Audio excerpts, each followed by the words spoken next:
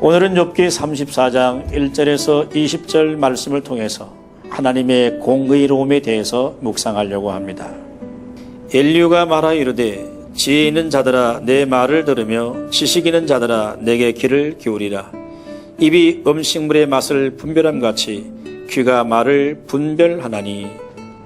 오늘 본문의 엘리후는 자신이 고소자가 되어 마치 재판을 진행하듯이 욥을 고소하고 정죄하고 있습니다.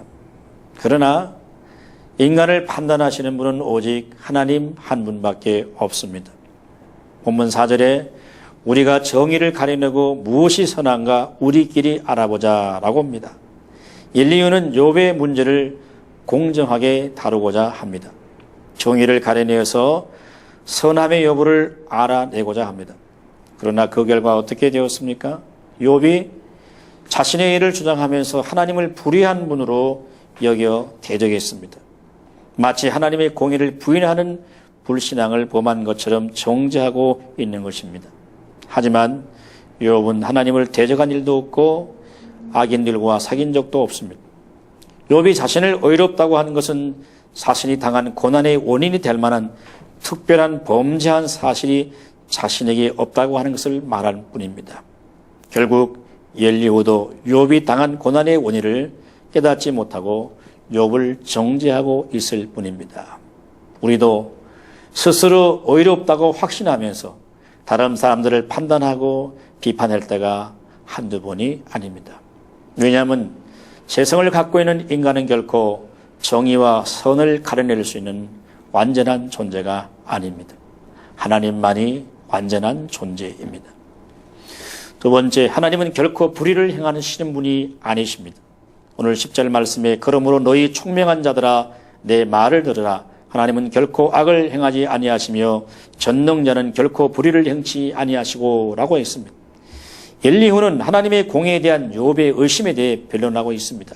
그는 하나님께서 결코 악을 행치 아니하시며 전능자는 결코 불의를 행치 아니하신다고 말씀합니다.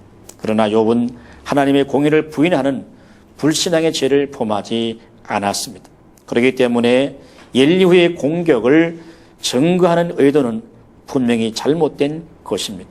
오히려 욥의 변론을 오해해서 정죄하는 엘리후의 태도는 지극히 잘못된 것입니다. 이 땅을 만드시고 창조하시고 운행하시고 섭리하시는 그 하나님은 결코 불의를 행하시는 분이 아닙니다. 인간은 외모나 규모로 다른 사람을 쉽게 판단합니다. 따라서 오해받을 수 있고 또는 실수할 수가 있을 수밖에 없습니다. 그러나 우리 하나님은 외모로 판단하지 않으시고 우리의 중심을 보시는 분이십니다. 시편 119편 337절에 보면 여호와여 주는 의로우시고 주의 판단은 옳으시니다 라고 고백했습니다. 하나님은 결코 불의를 행하시는 분이 아니십니다. 우리 하나님은 공의로운 하나님이십니다.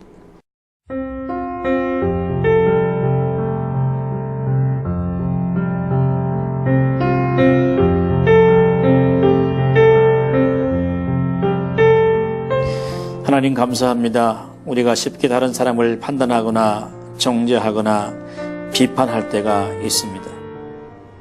그러나 우리 모든 인간은 다 불의한 존재입니다. 하나님만이 영원하시고 공의로우신 분인 줄로 믿습니다.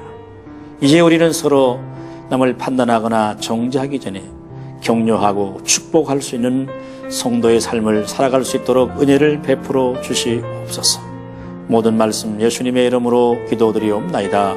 아멘.